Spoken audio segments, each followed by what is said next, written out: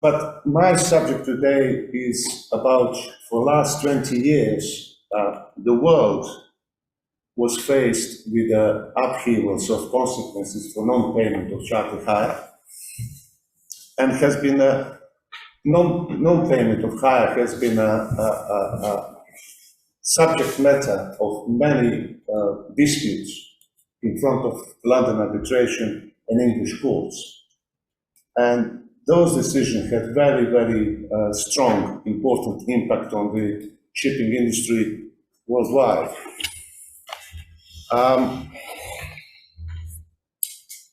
I have what I'm doing here. Up and down.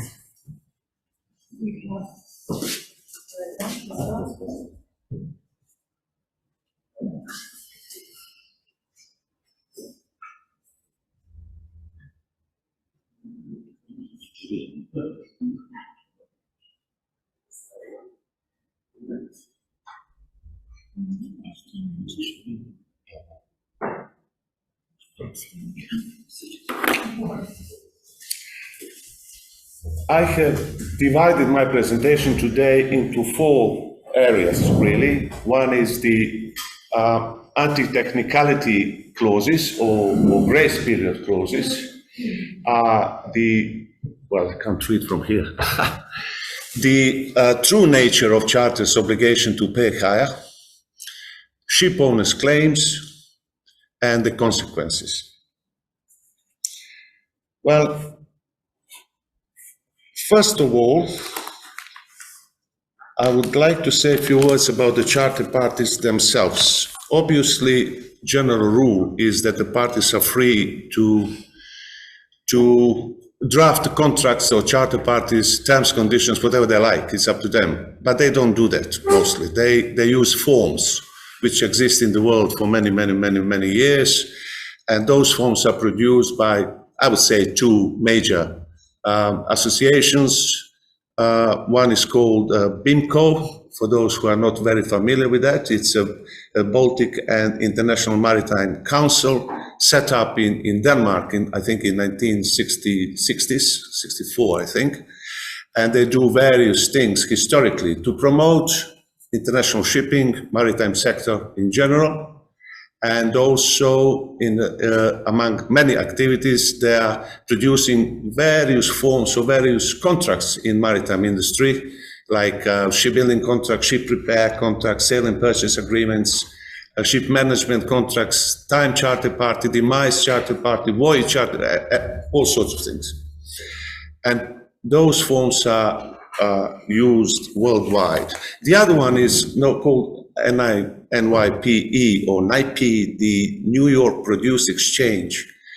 In early 19th century, I think, in New York, was established a New York commodities exchange where the traders were coming to trade with the commodities, I don't know, grain, wheat, cotton, etc.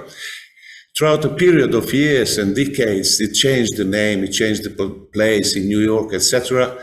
But also, among many other things, they were producing forms of contracts like time charter parties, etc.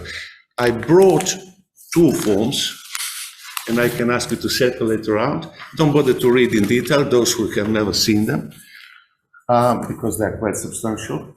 But just have a look, what do they look like? And why English law? Why we're talking about English law again?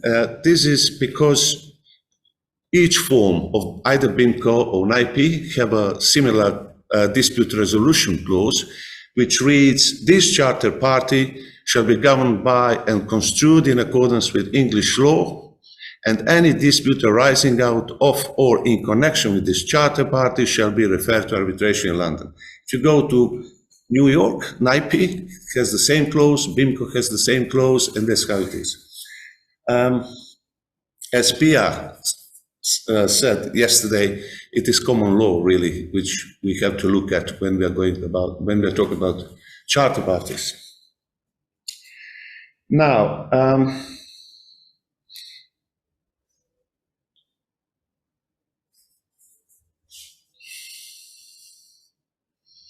so first of my four areas is so-called anti-technicality clause. Some people call it grace period clause. And what is anti-technicality clause and why? Why it was there? For many, many years, the provisions in charter parties dealing with the payment of hire had a rule which had a very popular name, midnight rule, which meant you were supposed to pay on certain date by midnight of that day.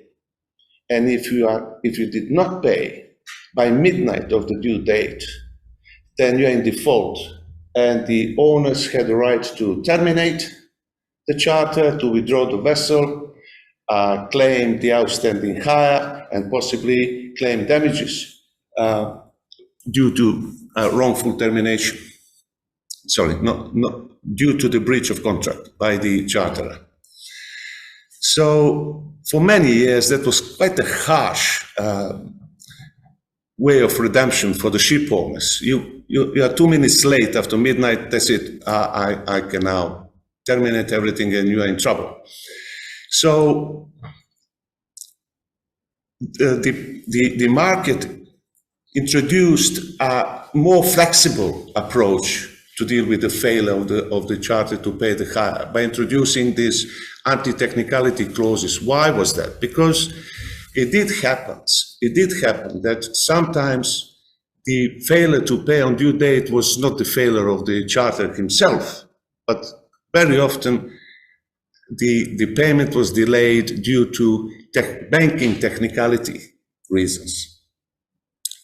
And they said, "Why? Let's introduce some grace period for these banking technicality causes which were beyond the charter's control. Like, let's have a clause which allows 24 or 48 hours extra time in the case of banking technicality reasons."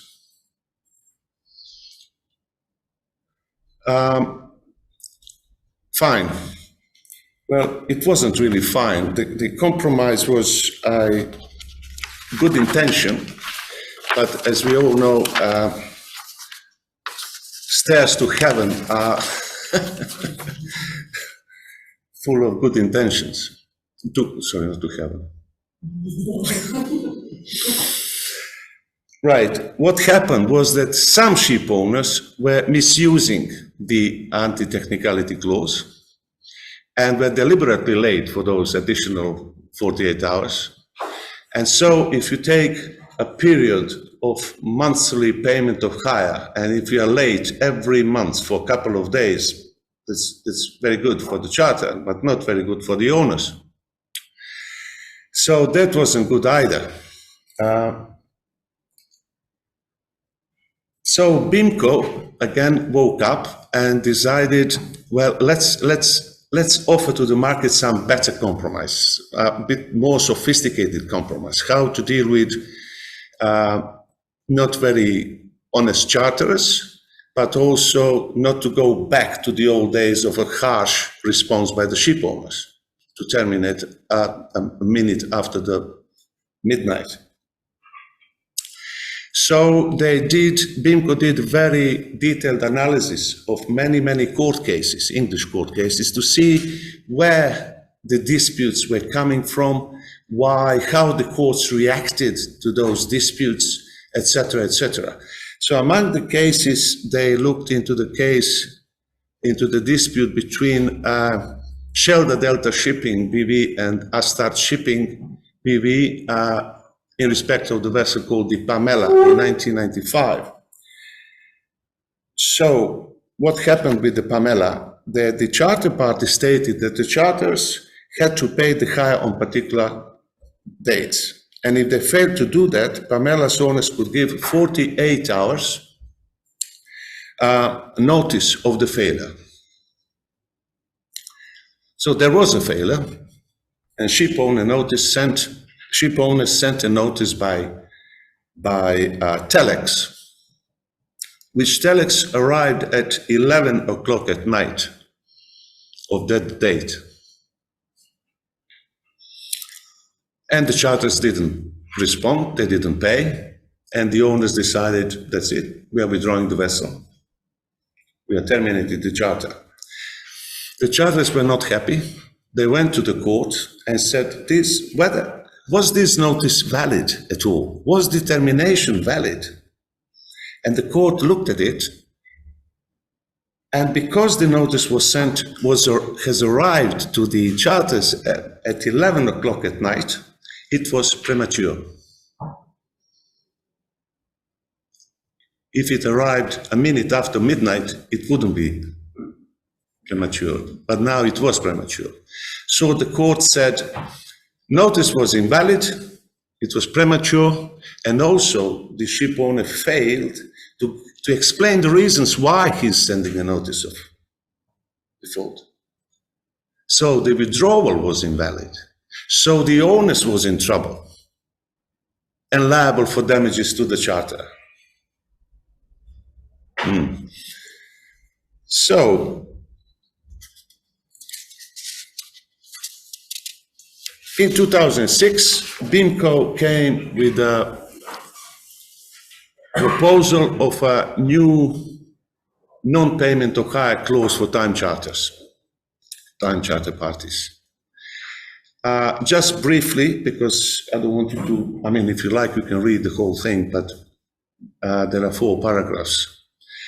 They introduce several things here in the new proposed clause. One is, for the first time, they say if there is a non-payment of hire, the ship owner may suspend the vessel from the charter. That's new, that hasn't been in the past.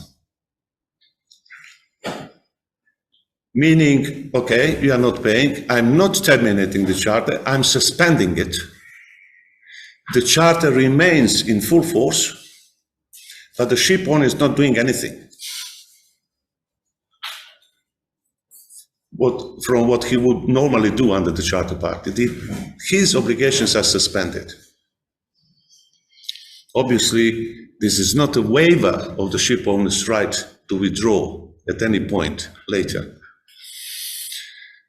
That was new thing. Another new thing was extra grace period time granted to the charters. So you see, if the owner shall notify the charters in writing within 24 running hours that the payment is overdue and must be received, the payment must be received within 72 running hours from the time hire was due. So 24, 72.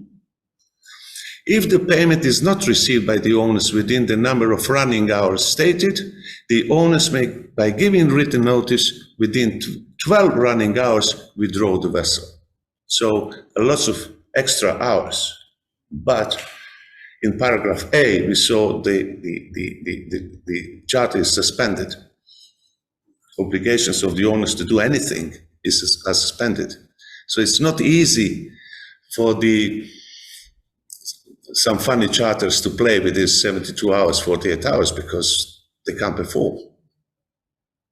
And also, the owners is not at risk, because he didn't make any dramatic situation by such as termination of contract.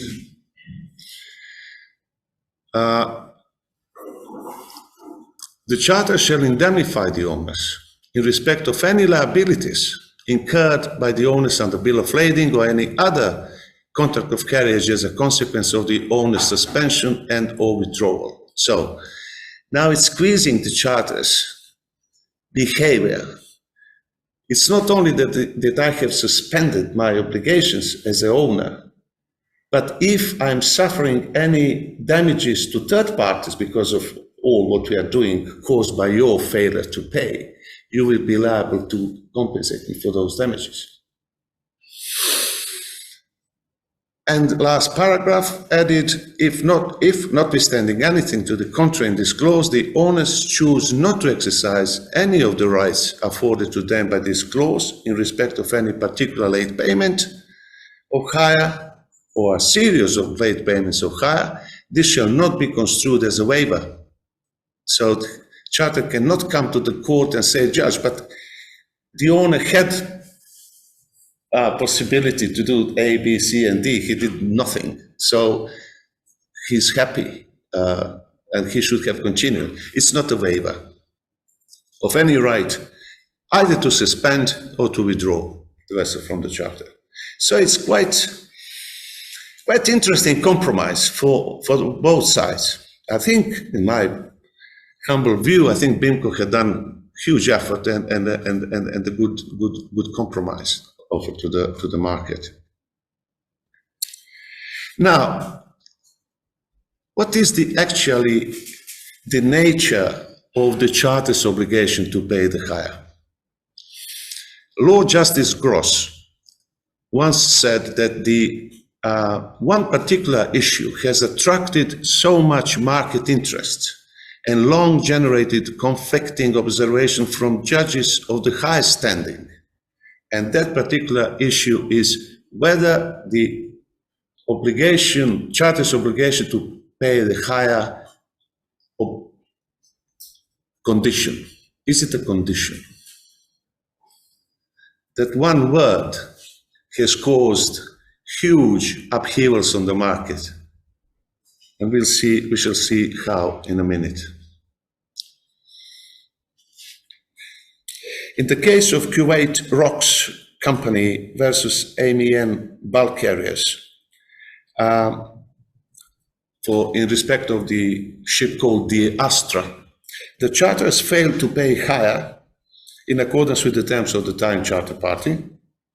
The ship owner has terminated the charter and demanded damages in the amount due for the remaining period of the charter. That can be a very, very, very substantial amount of money. So the case came to the arbitration in London. The arbitrator said, well, to terminate simply because one hire was not paid on time is not really English law. You can't do that.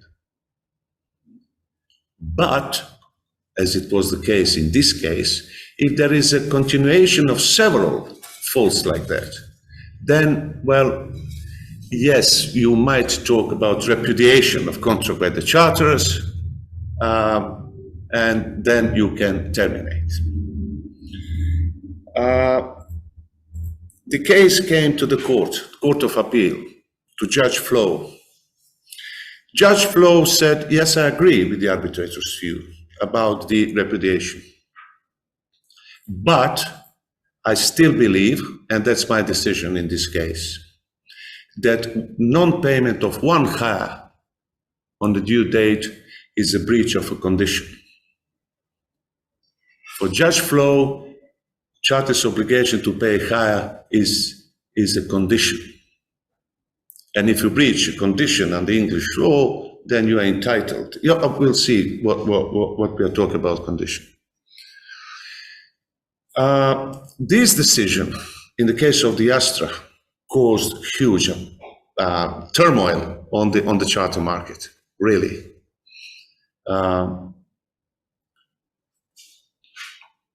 So what is a condition? In trying to answer the question about the true nature of the charter's obligation to pay the hire. Simply, according to law, a condition in contract is a term, a breach of which entitles the innocent party to treat the contract as at an end and to claim damages. So there is no definition which will say condition, such and such and such terms are condition. You have to look in each particular case. And if you're talking about particular term in a contract, and if you decide this is really the condition, then you can have a right to terminate and claim damages. It's not an easy way to make a decision to do so. Anyway, the market was disturbed tremendously by the Astra decision. And soon after that, my finger is not listening to me. Soon after that, in 2015, a new case came up between Spar Shipping versus Grand China Logistic Holding Group as charters. And also at the same time, I'll mention the appeal in 2016. What happened here?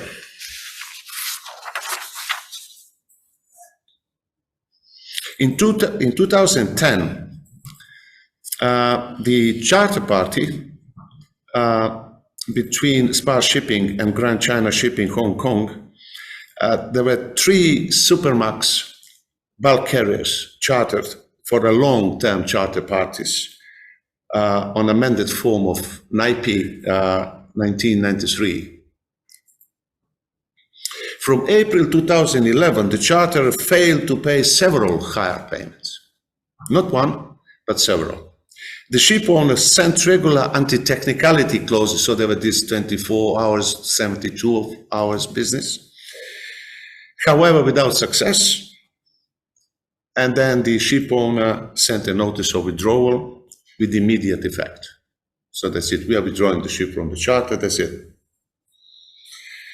So the charter party was terminated. The vessel was withdrawn from the charter, and the ship owner decided to claim damages again for the accumulated unpaid hire, plus the remaining part of the charter period. The case was decided by the High Court of Justice in London, and the court had looked at the Astra case and openly disagreed with the Astra case and decided that punctual payment of hire is not a condition. As a matter of construction, payment of hire will only be construed as a condition if there are express wording to that effect. Like, as you could probably see, for example, in NIPE 2015, this is the latest form of NIPE Time Charter Party. If the parties agreed in the contract specifically, if you don't pay hire on time, this is a breach of condition upon which the ship owner will have a right to blah, blah, blah, blah, blah.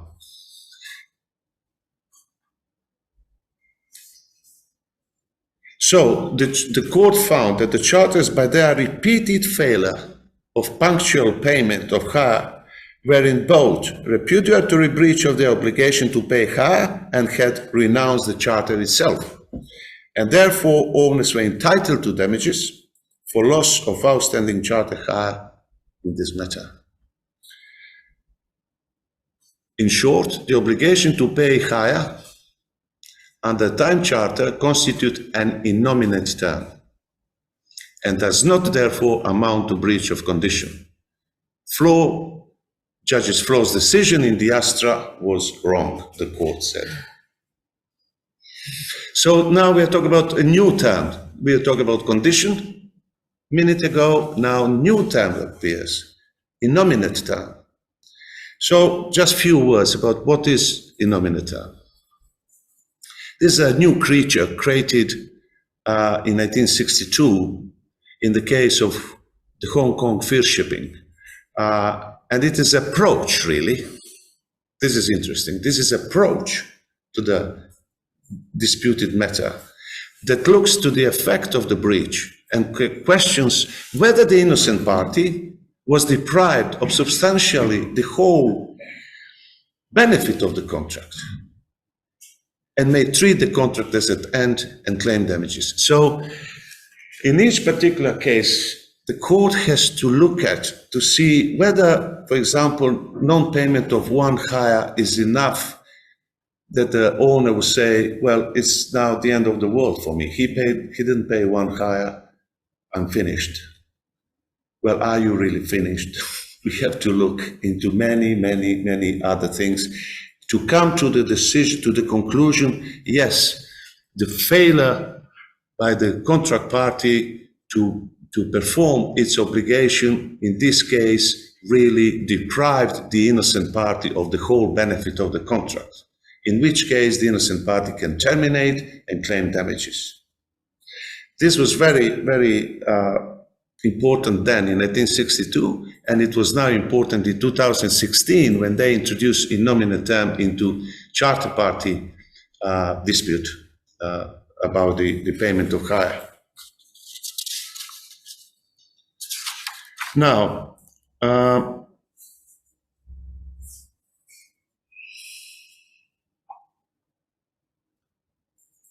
so we saw two things, the breach of condition, breach of innominate term. Why is this all relevant and important? Because there are two main questions in every charter or every contract dispute, which is, if the hire is not received by the ship owner by the due date, can the ship owner terminate the charter party? And if so, when? Are we talking about breach of condition? Are we talking about breach of innominate term? If there is one case, then the ship owner's rights are going that direction. If the innominate term goes that direction. And the second important question is what the ship owner can claim. In some cases, he could claim, for example, if he suspended the vessel, as we learned before, on the BIMCO's new non-payment of hire clause, if it was suspension and the hire was not paid, then if you go to the court, he could say, the contract is not terminated, but I can claim due and payable and outstanding hire, maybe interest as well on the top. In some cases, the court said, hold on, there were 5 unpaid hires. You, the ship owner, sent a notice of default only in respect of hire number 4. You can't claim anything which was due but not paid before that. I'm talking about before BIMCO's new clause. So in many cases, the ship owners calculated, oh well, it's a good way of saving money. Hires were due, not paid, never mind, I'll go to the court, I send a notice of the failure, I claim everything which was due but not paid. The court said, no, you can't. You issued a notice only in respect of hire number 5, so forget those 4. Or can he claim damages? The answer to that, whether it is a breach of condition, whether it's a breach of innominate term. So, all in all, the making decision on the charterer side, whether to pay hire on time, whether to play with anti-technicality clause or not, can bring very bad mistake in bringing the decision to do so. Equally, if the ship owner is not absolutely certain about sending the notice of withdrawal and termination of the contract, he can be liable for damages to the charter. And financial consequences of making wrong decisions can be really substantial. So be careful. And that's all from me today.